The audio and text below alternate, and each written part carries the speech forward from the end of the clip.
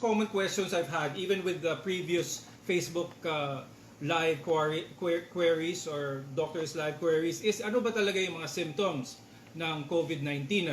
So as I mentioned, just a few of these symptoms. For the basic symptoms for possible COVID-19 is cough, a sore throat, a headache, and a fever. So that first symptom, a lot of people will ask, Doc, ano bang timeline nito? Ano bang nag-uumpisa? Sabay-sabay ba yung tatlo? Okay, so ganito yon. Roughly, pag naapektuhan na kayo ng COVID-19 at nag-uumpisa na mga simptomas ninyo, no? Ang mga pinaka-umpisang simptomas, one of the first symptoms na mararamdaman nyo is a dry cough or mahapding lalamunan or a sore throat. Pagkatapos nito, this probably starts sa pangalawa hanggang pang-5 araw na apektuhan na kayo ng COVID-19. Pwede kayong magkaroon ng cough, sore throat between 2 to 5 days. Pagkatapos nun, magkakaroon kayo ng lagnat or fever. Kasama po doon sa lagnat or fever, pananakit ng katawan. Pwede kayong sumakit yung buong katawan natin dahil doon. So, because of this, pwedeng mag-progress sa ibang mga tao ang mga simptomas na to. So, some people may develop shortness of breath after several days. So after several days ng mga minor symptoms, pwedeng mag-progress itong mga symptoms na to into moderate symptoms which include difficulty of breathing. Pag nagtagal pa ang COVID-19 sa katawan ng tao, up to several days or even 7 to 10 days after, this can progress to severe cases. Usually we see these severe cases, critical cases, doon sa mga may comorbid na sakit. Yung mga comorbid na sakit tungkol katulad ng diabetes, high blood, asthma, problema sa puso. Itong mga taong may ganitong karamdaman, beforehand, bago pa sila lagyan ng COVID-19, pwedeng mag-progress into severe symptoms, which include elevated blood pressure, magkakaroon kayo ng inflammation sa baga, lung disease, or forms of pneumonia ito, no? So this could lead to more serious complications. Yun yung ayaw nating mapunta to those symptoms. Okay? Another question that we see almost always is this airborne? Ang COVID-19 po ba ay isang airborne disease? So after a person sneezes daw, pagkatapos umubo or bumahing ang isang tao, does the virus stay in the air? So typically, if something stays in the air, ito ay tinatawag na airborne, ang mas matagal. Ang COVID-19 as of now is still considered a droplet infection. Ang ibig sabihin po nun, nasa laway po ng tao. Kaya po ang social distancing na sinasabi is around 3 feet, 1 meter. Ideally, mas maganda 2 meters. Ito ay ibig sabihin, ito yung layo. Kumbaga, umaabot ang isang bahing, ang isang ubo, ang droplet infection na may COVID-19. Ngayon, merong balita na nagsasabing airborne po ito. Ito lang po ay nakita nila sa mga preliminary studies or mga observe nila, mga preliminary or beginning observations na nakita ng ibang mga doktor na ang COVID-19 ay pwedeng manatili sa hangin, kumbaga nasa ere lang siya for as long as 3 hours, but under specific conditions, very ideal conditions. Anong mga conditions na ito? Itong mga conditions na ito ay usually nakikita sa mga hospital settings. So ang mga precautions nito ay mostly for those healthcare workers, for those frontliners, because what they see initially is that COVID-19 may remain in the air for as long as 3 hours. But this is only preliminary studies. We have to wait for some more experiments, for some more studies to be done to really verify kung airborne nga ba talaga ang COVID-19. Okay? So again, you are watching The Doctor is In here on CNN Philippines. We are live now on Facebook as well as on free-to-air television and cable TV as well. So, keep your questions coming. Ito na lang po, pag-isipan nyo or isipin nyo na lang na online consultation ninyo kasama ko with regards to COVID-19. Another question, isa-isahin po natin, is reinfection. Pwede bang magkasakit ulit ang isang taong na dumaan na sa COVID-19? So meron na tayong mga gumaling sa COVID-19. Ang tanong is, pwede bang silang magkasakit with it again? As of now, it is still unclear kung ano yung data with regards to reinfection. But what is still understood or kung ano pang sinusunod ngayon is ang COVID-19 is similar to other viruses. Meaning, pag gumaling ang isang tao sa isang virus, meron na po siyang antibody sa katawan. Ito ang magpro-protect sa katawan ng tao with regards to infections. How long do these antibodies stay with regards to COVID-19? We still don't know yet. So we're still trying to find out more information regarding that. Okay, Kent has a question. I have a friend who has been suffering from diarrhea and low-grade fever but no cough. Should he be concerned about possible COVID-19 contraction? If your friend has not been exposed to other people or he has not been to places which are hotspots for COVID-19, what your friend can do is to self-quarantine. So, self-quarantine kung hindi po sigurado. If the symptoms progress, pag nagkaroon siya ng fever, difficulty breathing, pwede siyang magpa-check up na sa doktor. Pero as of now, kung ano mga symptoms niya, self-quarantine, 14 days. Okay. Ronel is asking, is it true that the virus weakens in high temperature? There has been no confirmed data yet with regards to temperature being a factor para talagang patayin ang virus na ito, no? Still, aside from heat, humidity as well, there have been reports that say that the COVID-19 will weaken or will lessen or even die when the hot weather comes, ngayong summertime. But let's not put our guards down with regards to this. This has been based on previous flu patterns. Yung pattern po ng flu virus po, anong ganito, nakikita nila na humihina pag bandang summertime. With regards to COVID-19, wala po tayong data with regards to that. So, let's not put our hopes on that. Same thing with cold weather. Dun sa mga malalamig na lugar, yung mga lugar na may winter, hindi rin po sure or hindi pa rin 100% ang data na ang COVID-19 ay namamatay sa sobrang lamig. Okay. We have another question from Michael, and his question is, kailangan ba cremated ang taong namatay from COVID-19? So in this case, Michael, with regards to any infectious disease, that is part of the protocol, because we still do not have accurate ways or surefire ways to control this, no cure, no vaccines for this. That is part of the protocol with those who have been confirmed to have passed away with COVID-19 is cremation. Okay? Lester wants to know, ang mga aso at pusang gala pwedeng magkalat ng COVID-19? That's actually a good question. Hindi lang sa aso pusa, siguro pets in general, Marami nagtatanong kung ang COVID-19 po ba ay nakakahawa sa mga hayop natin. The answer to this in general is no. COVID-19 specifically attacks human beings for now. I'm sure you've known, I'm sure you've heard na ang novel coronavirus ay unang nag-umpisa sa hayop na nagkaroon ng intermediary host bago nag-transfer to human beings. These viruses mutate at a certain point, pero once na itong nakaka-apekto sa atin, there is no evidence, there is no data that suggests na itong COVID-19 ay pwedeng maka-apekto sa ating mga pets or hayop. Okay? Pets and hayop, may sariling coronavirus po sila pero hindi po COVID-19. Alright. Okay.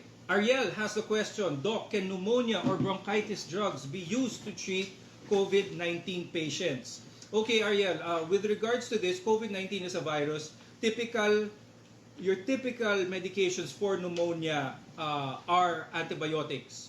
So, antibiotics has no role necessarily to play with viral infections or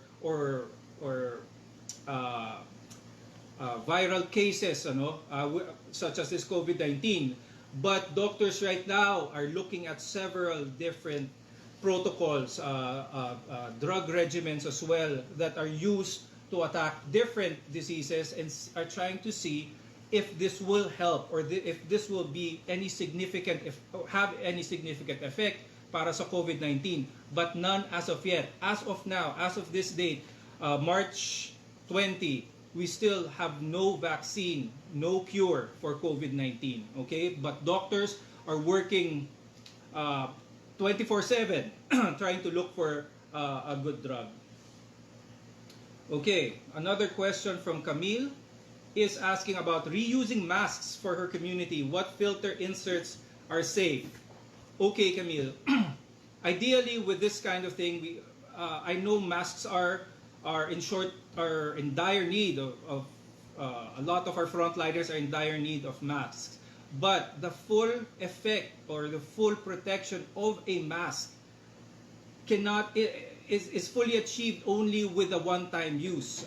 Trying to use a mask again, trying to sterilize a mask again, I get it. Siguro pag wala na talagang option, pwede. But ideally, a mask is supposed to be used just once. If you try to disinfect it, sterilize it, nasisira na yung pinaka composition ng mask on why it makes it very protective against these viruses. So the short answer is, kung wala na po talaga tayong options, pwede tayong mag-reuse or try to reuse a mask. But ideally for the protection of those using the mask and for other people, we have to dispose that mask and have new masks on hand.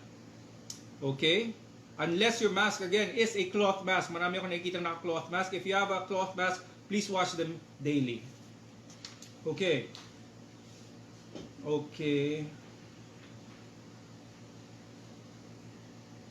Here's another question about symptoms. This one is from Elaine. How do you differentiate asthma from COVID symptoms, and when should one go to the hospital? In any case, it is ineffective maybe to try to differentiate both. If you start to have difficulty breathing, nagkakaroon na po kayo ng wheezing or nagkakaiba na yung tunog ng paghinga nyo, the best is to go to the doctor and have the doctor assess your difference between an asthma and possible difficulty of breathing from COVID-19. So the best way to do this is have a doctor or a health professional assess your breathing, Elaine. Okay, we have another question. Jin wants to know if effective po ba ang salabat or ginger tea. Okay, ang effect po ng salabat or ginger tea, if it makes you feel good, why not? Is it effective against COVID-19? No evidence in regards to that. So if you want to take any of these home remedies, that's fine for your own sake, but do not use these as a notion that it will have any dent or have any effect with trying to stop COVID-19. Okay. One question here is, Doc, please describe what is a dry cough. Okay, ang dry cough po ay ang ubo na walang plemang na ilalabas. Okay, mas bihira lumabas ang plema or ano bang difference ng naririnig ko with dry cough is parang ang description ng iba is parang kahol ng kumakahol, parang kahol ng aso, ano? So a dry cough is a non-productive cough. Wala po masyadong plemang na ilalabas, as opposed to the opposite, of course, yung mga ubo na maraming plemang na ilalabas, ano? Okay, so keep your questions coming, ano? This is A Doctor Is In. We are live here on Facebook as well as on free air television as well as cable. So, to keep the questions going, ito namang galing kay Larry.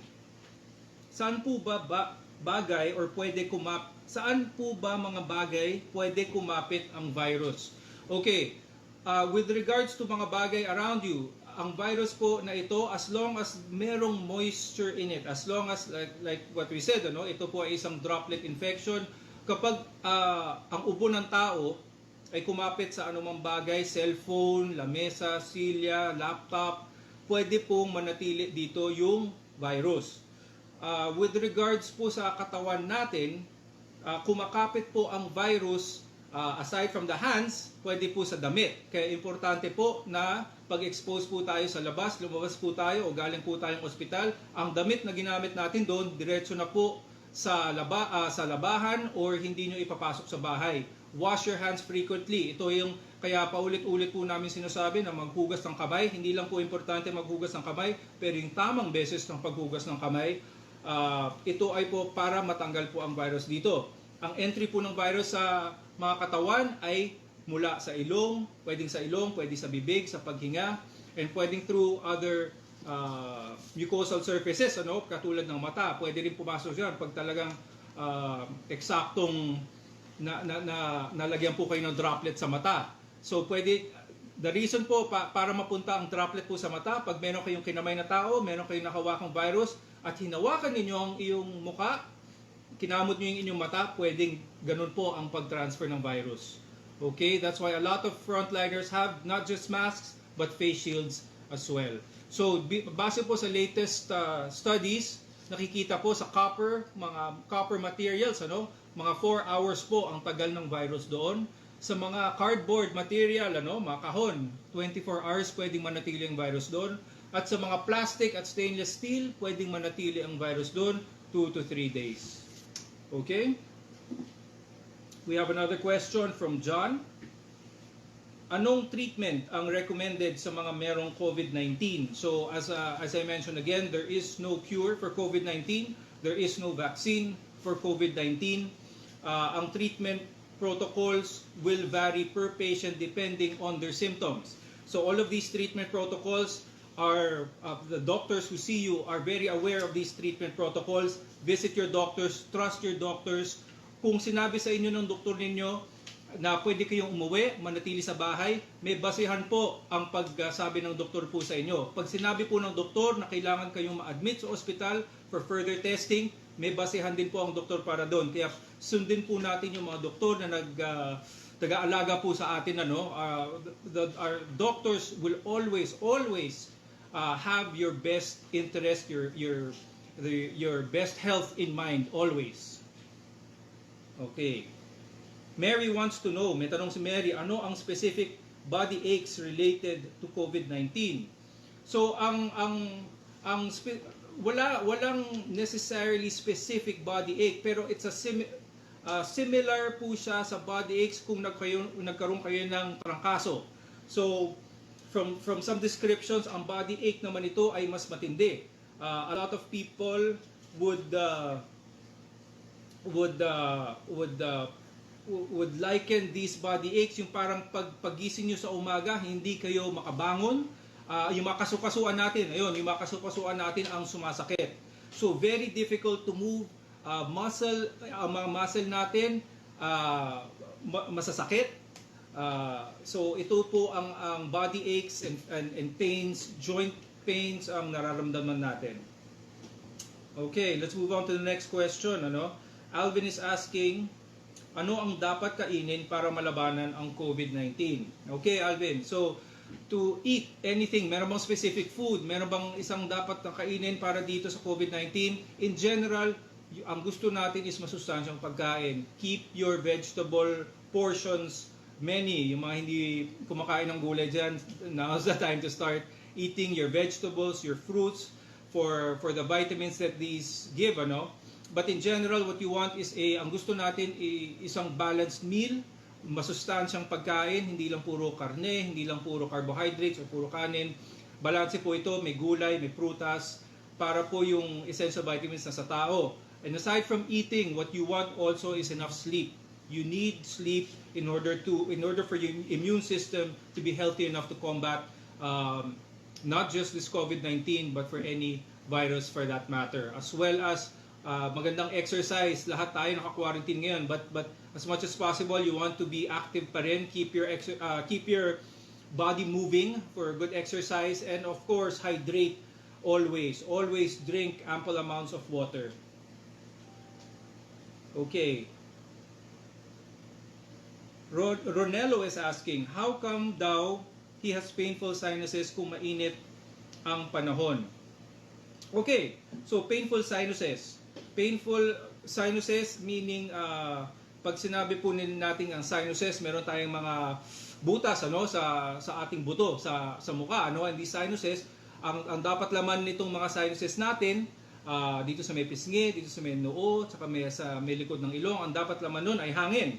Ngayon, kapag napuno ito ng plema, pwedeng namamaga ang lining nitong mga sinuses, pwede itong mag-cause ng pain, So, Pwedeng, pag mainit ang panahon, nagkakaroon siya ng problema sa kanyang sinuses, pwede siyang magkaroon ng sinusitis.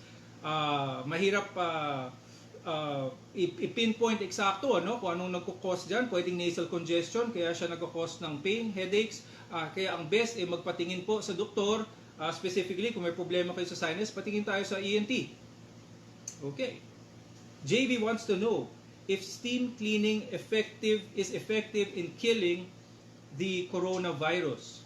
So, ang purpose po ng steam cleaning, marami dito, is because of the heat that the steam produces. So, ito yung pinaka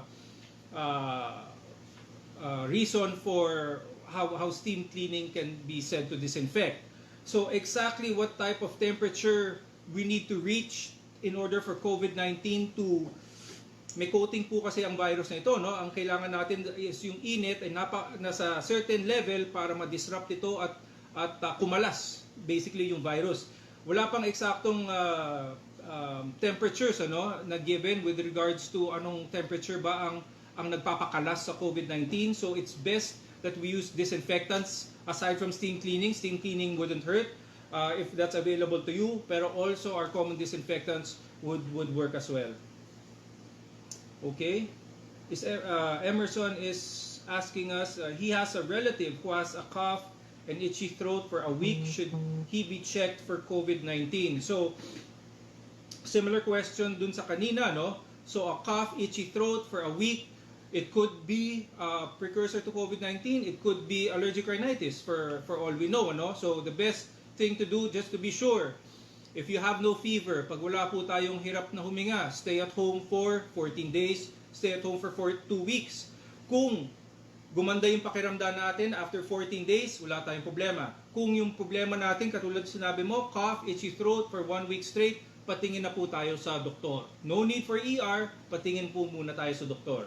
Kaya kailan tayo pupunta sa ER? Pag hirap na po tayong huminga, may difficulty of breathing, kapag fever natin mataas na. Okay? Sandra says, meron siyang ubo at sipon with phlegm but no fever. COVID-19 po ba ito?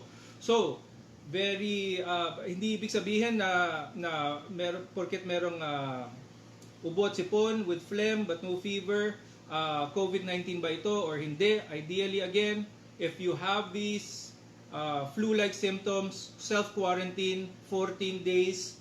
Kung nag-progress ang symptoms, go see a doctor. Pero most likely, with these types of symptoms, within 2 weeks, gagaling na kayo.